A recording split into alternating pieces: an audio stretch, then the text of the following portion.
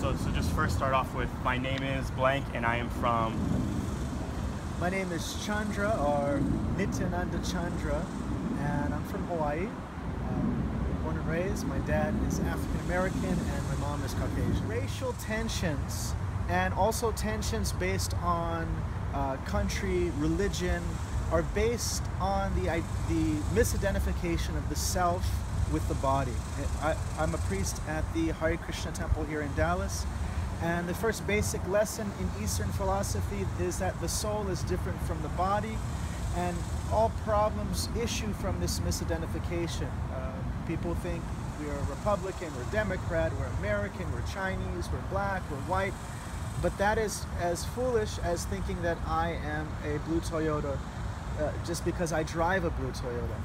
Our consciousness is actually different from the body. The body itself is the car, we're the driver.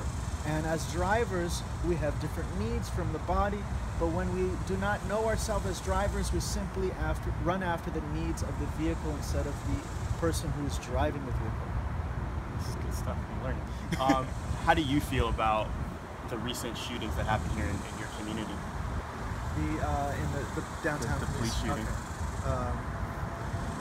We feel that the recent shootings are very tragic.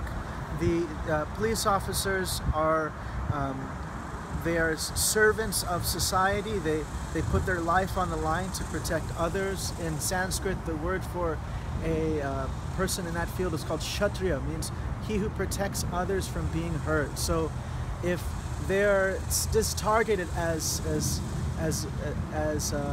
victims, it's very sad, because these people actually work hard just to protect others and put their life on the line. Do you think we need to change the conversation about race in America right now as it pertains to everything that's been happening the last few weeks, all the shooting? The conversation has to get deeper. We're simply looking at the externals. The problem is that we don't have a very wise section that leads society. Like the body needs a head, you have arms, you have legs, you have a belly, but every body needs the most important part is the head, and the head gives direction. So the first lesson, as I mentioned earlier, is that the self is different from the body. For example, you can look at your body scientifically. There's not one cell in your body today that was there 10 years ago. So if you think you are the body, which body are you? The body you had 10 years ago or the body you have today? So the body changes, the mind changes, but the person who sees everything is the same. So we have to address it on that level. And we also have to have a universal vision of God. If someone thinks there's a Christian God, a Hindu God, a Muslim God, then there'll be tension. But if we are all sons, we're all brothers and sisters of the same Father, then there's no conflict.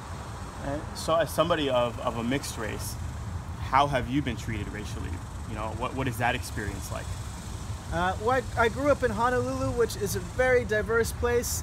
In Honolulu, you have my sister, she's Chinese, Japanese, Filipino, Hawaiian, Tongan, Samoan, Korean, African American, and I think a little bit Hispanic. So that's our diversity there.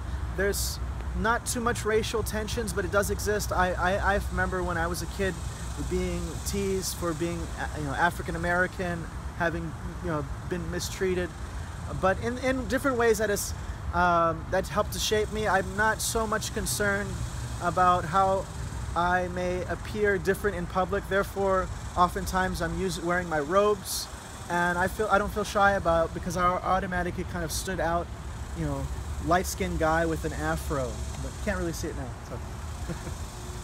And then your race, so you would say both, or however you identify, and then if you can do like a quick sentence on what you believe race is. So I am blank and I believe race is, or I believe this about race. I come from Hawaii.